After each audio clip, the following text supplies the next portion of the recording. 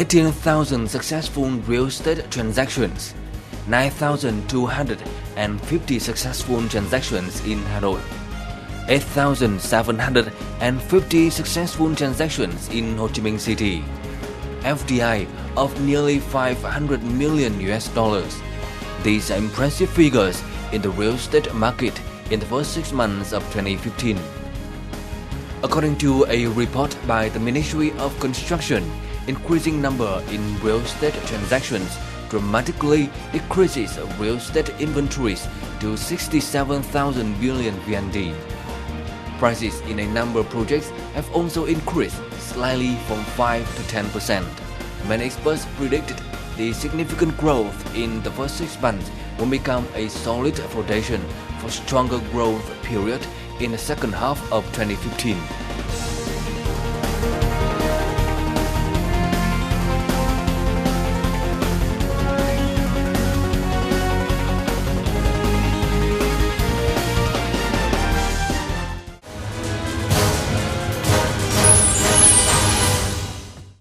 Hello everyone, thank you for joining us today on Sharing Vietnam on VTC 10 channel. In the first half of 2015, Vietnam real estate market has seen good improvement. And to understand more about this subject, today we have a talk with Mr. Jonathan Tizzard, the Director of Research and Valuation from Cushman & Wakefield, Vietnam. Thank you for joining us today, Mr. Jonathan.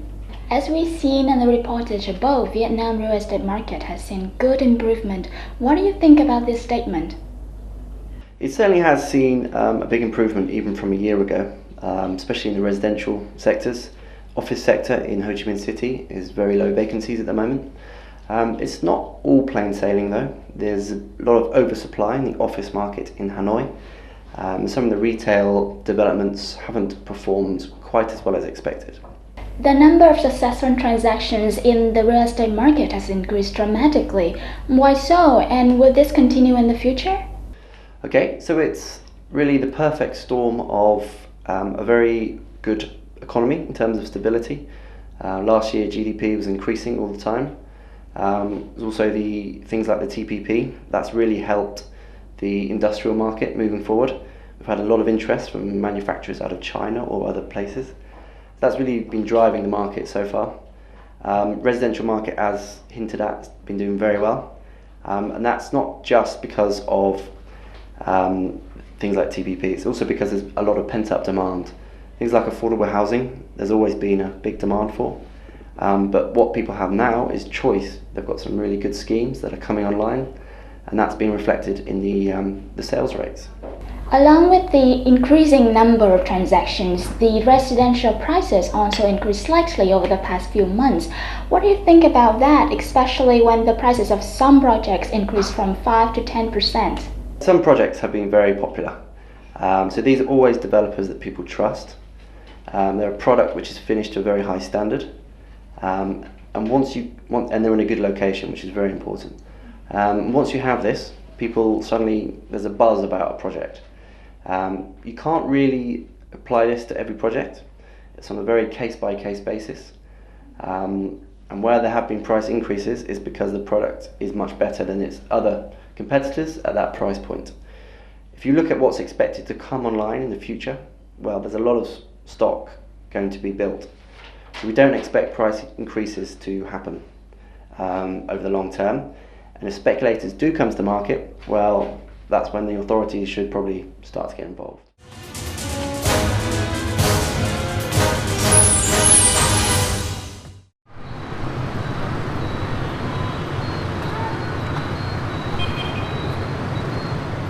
From the 1st of July 2015, 2014 real estate business law formally took effect, resulting in a series of favorable policies for the property market. One of the regulations is that foreigners are allowed to own houses in Vietnam. With many expats in Vietnam, that is good news.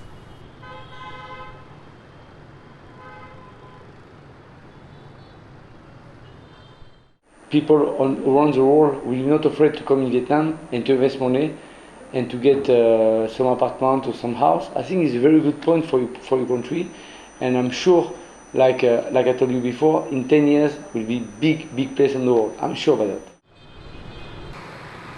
Apart from the regulation that foreigners are allowed to own houses in Vietnam, the new law also states that overseas Vietnamese have permanent home ownership as own domestic citizens. There is also a positive impact on the residential market.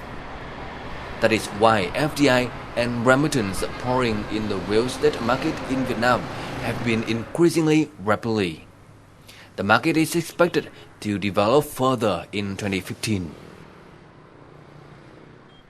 There's a lot of development underway, so there's quite a lot of supply, so it's coming just back to basic economics. So quite a lot of supply coming, especially we look at these very large developments. If we look at some of these city condos in Ho Chi Minh City, for example, where there's a lot of units becoming available.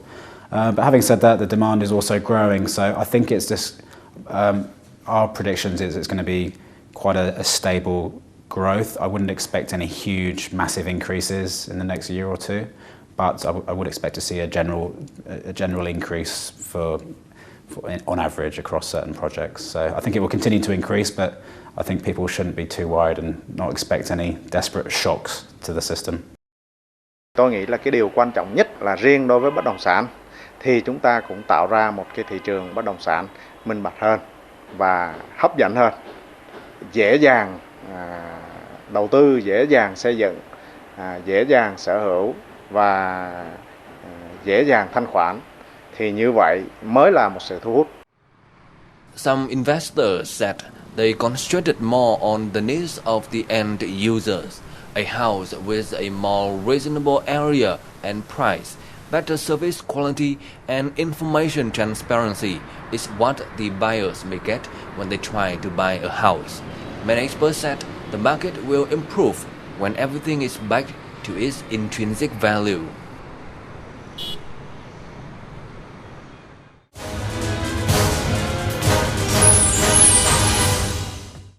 It is said that Vietnam real estate market gained stability due to the fact that customer have been regarded as the priority and that investors have tried to meet their demands. What do you think about the positions between the customers and the investor currently in this market? And have the investor fulfilled their responsibility? I think so. Any market, the customer is king. And what we've got in Vietnam is suddenly a lot more choice.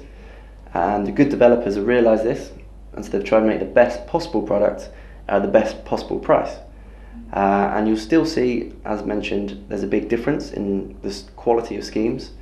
It's not like other markets where you have an acceptable level of quality. We've seen schemes that aren't probably as good quality.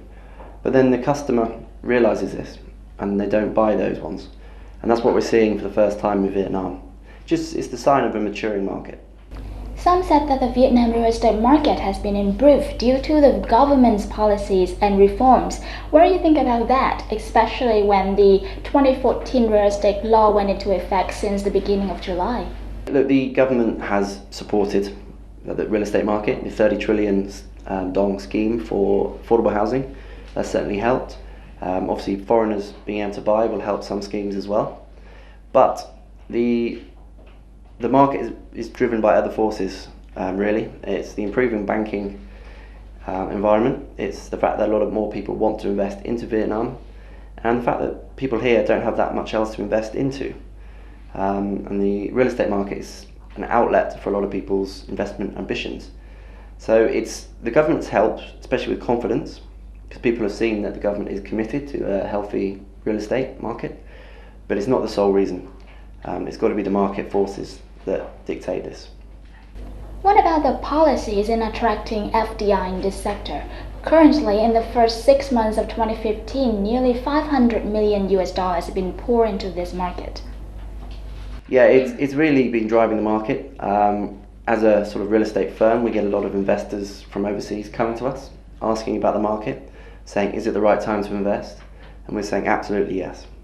So there's a lot of people with a lot of money waiting on the sidelines. But what is apparent is that sometimes there's not really the stock, there's not the quality of stock that they want to buy. For example, we know a lot of people who want to buy office buildings that are operating. There's just not enough things for sale. So that's been very interesting. We are seeing a lot of Asian investors look at real estate, residential market, So we expect to see a few more schemes being invested there. And I think a lot of people are waiting though to see how these new laws play out. How easy is it to get money in and out of the country? So I think towards the end of the year and early next year, we'll start to see these guys coming into the market. But the government is absolutely doing the right thing by attracting investors, because it will raise the quality of construction, of everything. So that's very exciting. So in your opinion, will this market continue to improve sustainably in the coming future, and how will it develop? Okay, yes, it will keep going. If you look at the recession, it was over, 6 years? Just at the beginning of the upswing. It's not every sector yet has felt that upswing. So we're really at the beginning of what we hope will be a very long upswing. I think the government policies in terms of stability in the economy, instead of just pure growth, that will really help the stability in the market. We hope there's not huge price increases, because that will lead to speculation. But with the amount of stock, as alluded to earlier, there is a lot to be built in the future. And you'll see every new piece of infrastructure, you'll see new development around it. That's very important for the real estate market. So with the metro line, you can almost chart the progress of the real estate market around those stations. So that's very encouraging. All the new roads as well. We expect the second cities, the Cantor, the Haiphong, those sort of places to become very important as well. So it's an exciting time to be in the market, definitely. So as a director of research and valuation, do you have any advice to give for the investors and people who work in the real estate market right now to maintain this development and improve more in the future? Yes, I think the most important piece of advice is do your homework. Know what your investment goals are, what your return is, and do your homework about the developer and the scheme that you're interested in.